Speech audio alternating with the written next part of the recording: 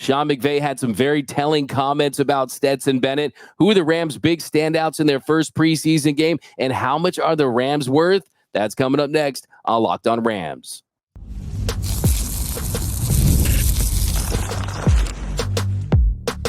You are Locked On Rams, your daily Los Angeles Rams podcast. Part of the Locked On Podcast Network, your team every day. What is up, Ramley, and welcome to another episode of Locked On Rams, your daily podcast covering your Los Angeles Rams. Free and available wherever you get your podcasts. Locked On Rams, part of the Locked On Podcast Network, your team every day. We're also available over on YouTube, so if you haven't yet, do us a huge favor. Join the party over on YouTube. Hit that subscribe button. Hit that notification bell. Hit that like button. My name is Doug McCain. Friends call me D-Mac. You can follow me on X and Instagram at DMAC_LA. I've been covering LA sports for over a decade, 24/7 sports, SI, Dodgers Nation, Bleacher Report. Now the Rams 4 Locked On. And as always, I'm joined by the Rams pre-half and post-game show host for the Rams flagship radio station, ESPN 710 LA. He just started his 9th season covering your Los Angeles Rams. The People's Champ, Mr. Travis Rogers. You can follow him on X at Travis Rogers. And on today's episode, the Rams are worth how much and where they ranked on the all-time list right now as far as most valuable franchises on the planet, and more winners and losers from the Rams' first preseason game against the Cowboys. And will Stetson Bennett be on this team to start the season? Some interesting comments from Sean McVay. But first, today's episode is brought to you by FanDuel. Make every moment more. As playoffs wind down, the sports stop sporting like we want them to. But this summer, FanDuel is hooking up all customers with a boost or a bonus daily. That's right. There's something for everyone every day, all summer long. Visit FanDuel.com to get started. All right, Travis, so we're Sony Mitchell days away from opening kickoff. And really the big storyline in Rams preseason right now is really Stetson Bennett. After that first game, he throws 4 interceptions, could have been 6. He made some missed throws, misreads, wasn't getting a lot of pressure at all, but still found a way to pull it out with a game-winning throw there. So really it depends. Can he figure things out? Can he learn to read the field? But Sean McVay had some very interesting comments. Yeah, he did. And, like we talked about earlier in the week, D-Mac and the everydayers will probably remember this. I think that the preseason is really the only time you're talking about professional sports where the result of the game doesn't matter. What it looks like is far more important than what the result is. If this was a regular season game and the quarterback throws 4 picks, but you win the game, it's one of those, hey, look, that wasn't great, but we won and you feel really good about it. That's not what happened on Sunday against the Cowboys. It was a 4-pick game, could have been a 5-pick game. And while, yes, there was a game-winning drive at the end, who cares? It doesn't go into the win column. It's much more about what may happen in the event that he has to play the first couple of weeks of the season with Jimmy Garoppolo down for an extension. Or for suspension, I should say. So, like you mentioned, Sean McVay. I thought this was really interesting because he was asked if he's kind of cemented himself into that number 2 quarterback role for at least the first 2 weeks while Jimmy G is down. And what Sean McVay said was, yeah, I think we still have to be able to see some more body of work. He went on to say, we do need to take better care of the football. That's a very important thing. All of those are very correctable. And really, in a lot of them, it's not necessarily with the exception. Well, a couple of them were bad decisions, and then a couple of them were just missed the way you want to throw, make the type of layered throw, but you're going to the right spot. These are all things that we can learn from. He has to continue to improve, and we're still in evaluation mode. Does that sound like somebody that has their job locked up? Because it sure doesn't to me. If your boss said to you, hey, we're still evaluating your performance, you feel good about how you're doing at work? I wouldn't. I wouldn't feel great about that. He's been bad. It's not just that he had a bad game. You were telling me that he was on a heater in all the worst possible ways, where he was just throwing interception after interception going back to last preseason. He's small. He's making bad decisions. He doesn't have arm strength to get the ball out to the flat the way that you're going to have to in a Sean McVay offense. There really isn't anything that fills you with confidence. And I have to wonder if going into the game against the Chargers on late Saturday afternoon, if he's not playing for his roster spot. I know that there aren't a ton of great options available, but if I were him, I would be very, very worried about holding on to my spot after doing what I just did. Yeah, absolutely. And as you pointed out, he did have a streak where when he threw that touchdown to win the game to Miller Forrestall, that broke a streak of 7 straight interceptions in the preseason before throwing a touchdown. And if you look at his preseason numbers for his career, 1 touchdown and 5 interceptions in 4 preseason games. And PFF, they gave him 4 turnover-worthy plays. That was twice as many as any quarterback in game 1 of the preseason. And when Sean McVay alludes to the decision-making, if you look at the all-22, if you look at some of those decisions in the pocket, he simply is just not seeing the field like he needs to see it. He did make some impressive throws. There was a throw on the far hash that I thought he made that was probably his best throw of the afternoon. But when you don't see the underneath linebacker in those situations, well, that's very problematic, especially when you consider the fact that they picked him up in the 4th round, right? A 4th round pick, you're looking for a backup quarterback, especially when you're 26 years old, right? You're not looking for someone that you can stash and develop. They need production from him now. That's why it's so important for him to have a big game on this weekend. Yeah, I think if he I can't imagine that if he has something even in the neighborhood of what he did against the Cowboys, against the Chargers, that he survives. Yeah, I can't imagine that's true. And just to add even a little bit more context to what we're talking about, everything that you said I think is right, but this is also against about as base defense as you're going to see. This is super basic stuff against some guys that are very likely not to be in the NFL by the time that the season rolls around.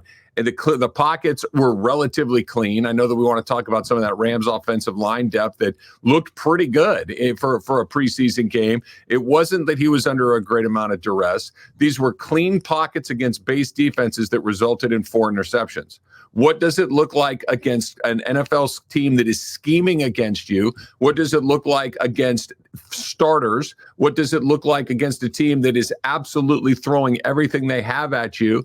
And I can't imagine that you'd feel better about that than what you saw on Saturday. I really do think it is something that they have to think about. Look, hopefully this is the last time we talk about it and we get to week 3 against San Francisco and Matthew Stafford is healthy and played all of the first 2 games and Jimmy G is back. In the event that you need to have a backup, you have somebody that does have some NFL experience. But, this is the topic of training camp as far as other than the injuries, is what happens if you have to go to Stetson Bennett. Right now, you can't feel good about it.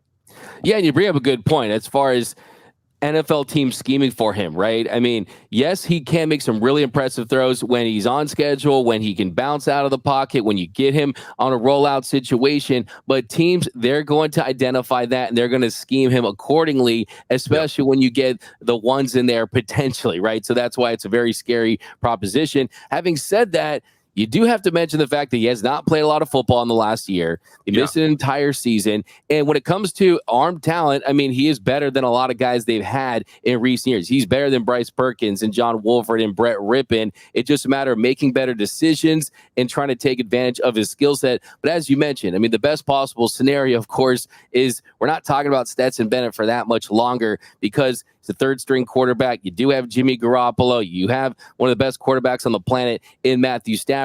But, yeah, there's no doubt about it. There's no denying it that when you rewatch the game, there's some miscues that are massive head-scratchers there. And thankfully, for his sake, he ended the game on a high note to build on something. And if he can translate that into the next game, then maybe he lives to make this team. And hopefully, for his sake, that's the case. But, yeah.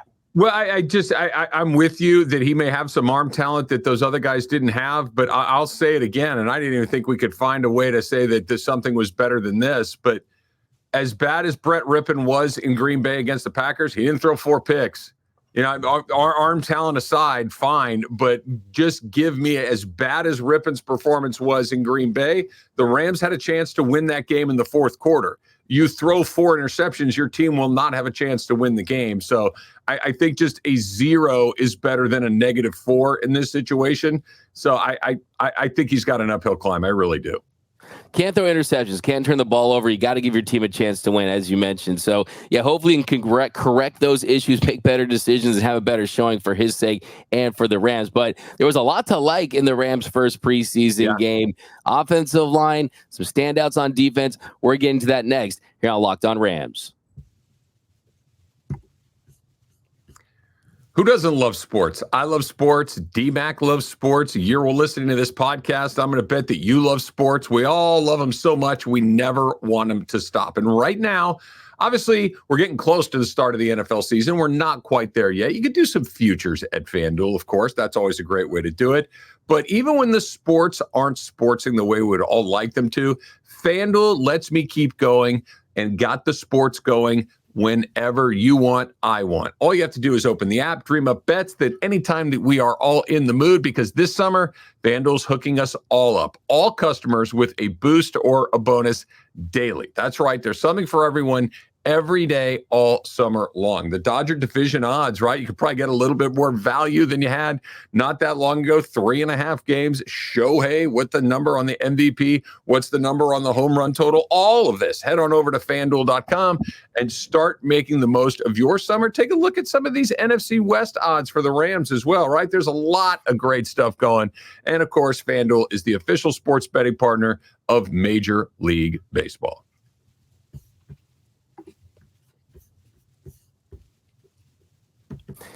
And we are off and running here on Locked On Rams. Thank you for making Locked On Rams your first listen every single weekday, free and available wherever you get your podcasts. Locked On Rams, part of the Locked On Podcast Network, your team every day. Also, a special shout out to those every listeners out there. We appreciate you watching and listening to every single episode of Locked On Rams. Can't tell you how much that means to us and the channel and the podcast. And lock in, guys. The season, we are, like I said, Sony Mitchell days away. That's 25 days away until kickoff. So you want to lock in so you won't miss a thing about your Los Angeles Rams. All right, Travis, here in our second segment, a lot to be encouraged by in the Rams' first preseason game. And I think it really starts with that backup offensive line that was in there. They did a tremendous job. They were one of the best offensive lines in the National Football League in the first preseason game. If you look at their PFF ranking, they were the second best in pass blocking. They were the seventh best in run blocking. Logran Bruss had the highest pass blocking grade among all offensive linemen in the first week. It was a big Logran Bruss. That was the best I've ever seen Logran Bruss. Yeah. Flat out, straight up, full stop right there. I was so impressed by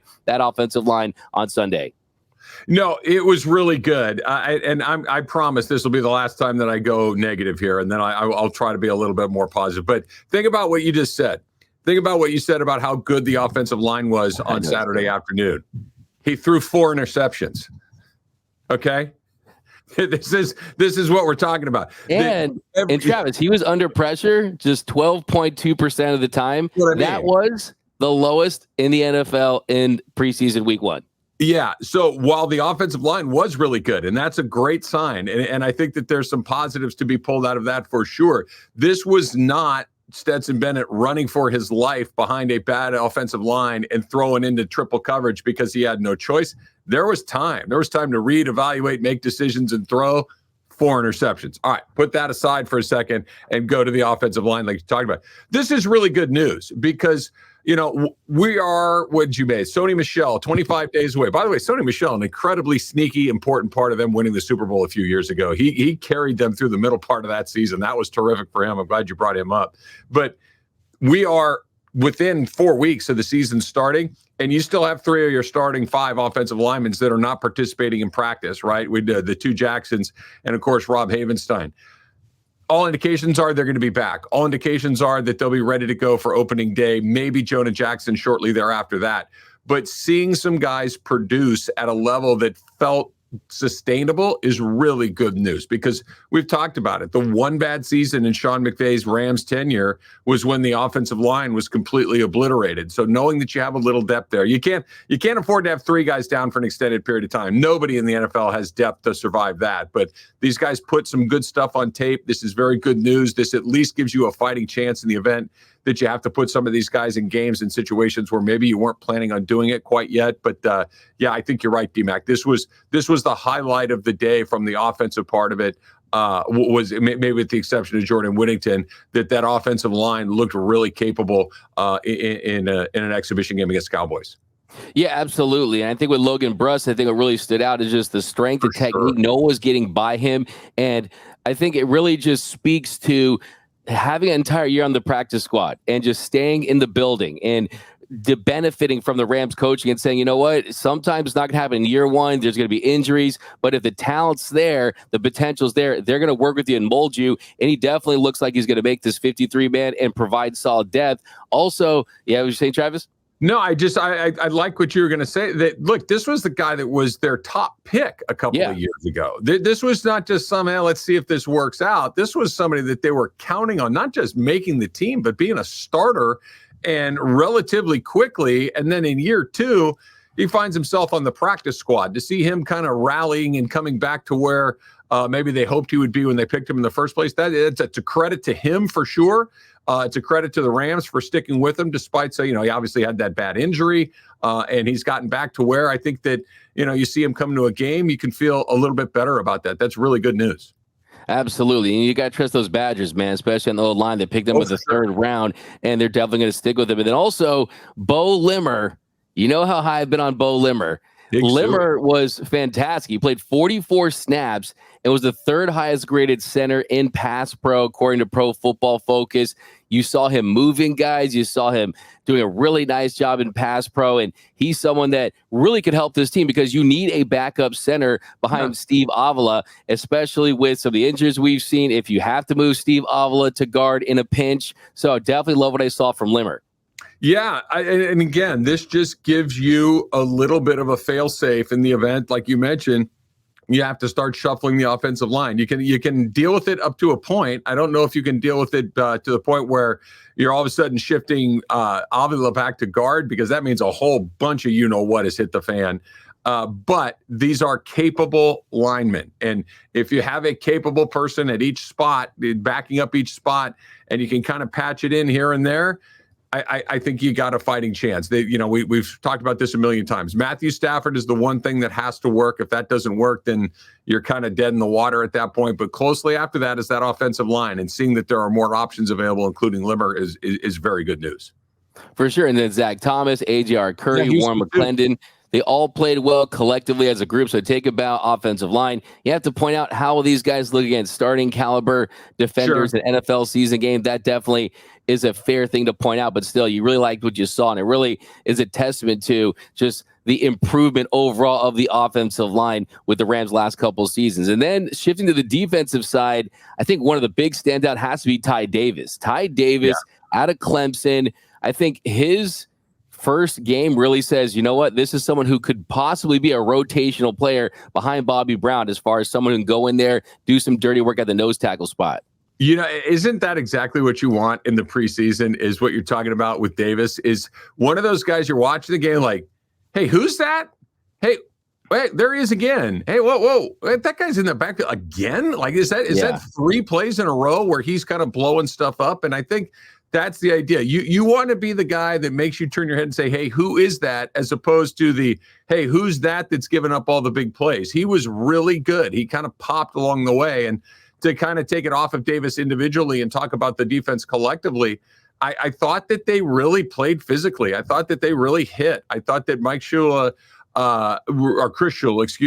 Shula did a really good job of getting his guys ready to go. I know that every defensive coach ever is talking about, we're going to be physical. You're going to know you played against us. And I kind of always roll my eyes like, yeah, show me. He showed me. The defense looked very physical, very committed.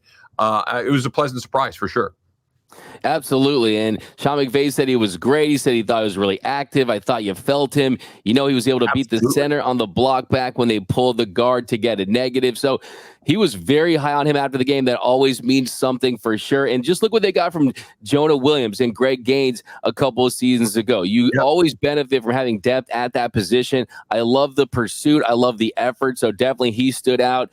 And then Nick Hampton. So you look at the edge room right now, you know where it sits at. You got Jared Verse, that's your first round pick. You got Byron Young. You have Michael Hoyt. But behind him, Nick Hampton is someone who has speed. He had 5 pressures in 21 snaps. That's a 42.9% pass rush win rate. That was one of the highest in the first week of the preseason. And I thought that you saw the athleticism, the speed on Sunday. And I think that he's someone who possibly is not going to play a lot more preseason games. Yep, that's always the way you can tell with Sean McVay is if you are playing in the preseason, it's a little bit of a what are we doing here? And if you don't, it means that they have plans for you. I think Hampton is a great guy to keep an eye on for sure. How he plays, he's a guy that's been around a little bit and always felt like we're getting a little closer, a little closer, a little closer. So maybe this is the year that it feels like he's actually able to make a regular contribution on defense. And I know we're all going to have our eyes on who replaces Aaron Donald. And like we've said, it's a collective. It's not an individual, but it does feel like they have some options there that maybe we didn't have the last few seasons along the way, whether it's the new guys that you mentioned, whether it's guys in their second year or guys who've been around a little bit longer than that. It does feel like you're at least going to have a couple of bullets to fire and see which one works the best.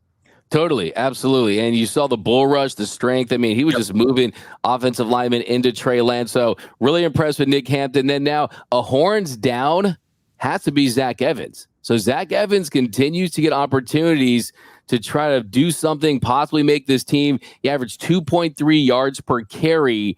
And at this point, it's difficult to see how he makes this roster because Kyron Williams, it's his backfield along with Blake Corum. They like Ronnie Rivers. And then Boston Scott is someone that can do things in the return game as well. So I just don't see how Zach Evans makes this team.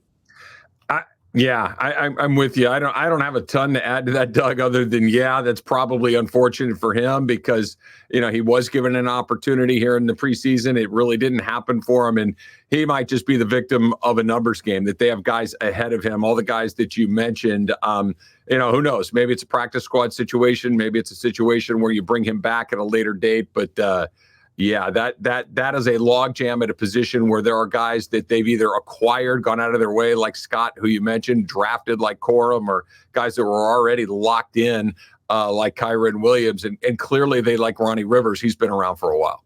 And as you point out earlier, I mean, the offensive line, the way they perform, seventh best in the run block, and to not take full advantage of that, Zach Evans definitely needs to step up in that situation. But coming up next, we're going to shift gears a little bit. Tavon Austin announced a retirement. How much the Rams worth? That's coming up next on Locked On Rams. This Locked On Rams episode is sponsored by BetterHelp. So what are some of the things that you just don't skip, right? Maybe it's that Friday night routine where you go to the same restaurant and you order the same food and the same drink, right? Maybe you never skip leg day at the gym. Maybe it's therapy day, right? Because that's probably not the worst idea. When we get so busy with so many different things, if you're a parent like me, if you're working like, most of us, and you've got big projects coming up at work, you got to do this, that, and the next thing, you can kind of lose track of what makes us happy. It's hard to find time for some of those non-negotiables. When you feel like you have no time for yourself, therapy, non-negotiables, they're more important than ever before. So if you've been thinking about starting therapy, why not give BetterHelp a try, right? It's entirely online. It's designed to be convenient, flexible, and suited to your schedule. All you have to do is fill out a brief questionnaire to get matched with a licensed therapist. You, of course, can switch therapists at any time for no additional charge. So never skip therapy day with BetterHelp. Visit BetterHelp.com/lockedon today to get 10% off your first month. That's BetterHelp, HELP.com/lockedon.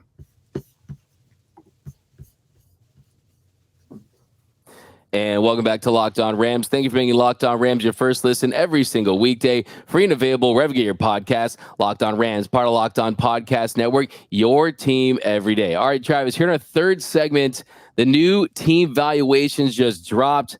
The Cowboys first at $10.32 billion, but coming in at second, Los Angeles Rams at $7.79 billion. Now, I looked it up before the show.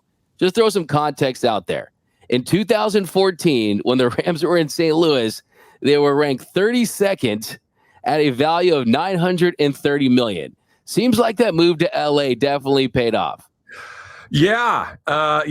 It seems like that was a pretty good decision. It turns out that being located in the second largest market in the country is more valuable than being located in St. Louis. That building the greatest sports stadium ever is good for the bottom line. That putting a winning product on the field is really, really good for business. And having a tenant like the Chargers, I'm sure doesn't hurt either. This is what you hope for, right? This is what you hope for as a Rams fan, and quite frankly, as a sports fan of any team, whatever team you work for or you root for. This is what you're hoping for, that the ownership is committed to giving fans a first-class experience in a first-class environment with first-class players, and taking some of that incredible wealth that comes along with owning these teams and reinvesting it back into the team, reinvesting it back into the fans. And that's what the Cronkies have done. That's what the Rams have done. They've done an amazing job of integrating themselves into the fabric of Los Angeles in what is a relatively short period of time. And that $7.79 billion number, I think, is a reflection of that. Absolutely. I just want to say this. If the Frontier family is watching this episode, Georgia Frontier cost your family billions of dollars. You literally threw away billions of dollars by forcing that relocation to St. Louis and just throwing away money by not investing in the LA market. Investing in the LA market was always the move. The NFL knew it at the time. Back in 1992, the NFL, they were looking to expand to add 2 teams. They were looking at Charlotte and Baltimore, but also St. Louis was a team they were looking at, a city and a market. They were going to be called the St. Louis Stallions. Ultimately, that team goes to Jacksonville and becomes the Jaguars. So it's just unbelievable to me, just forcing that move, how much it cost her family.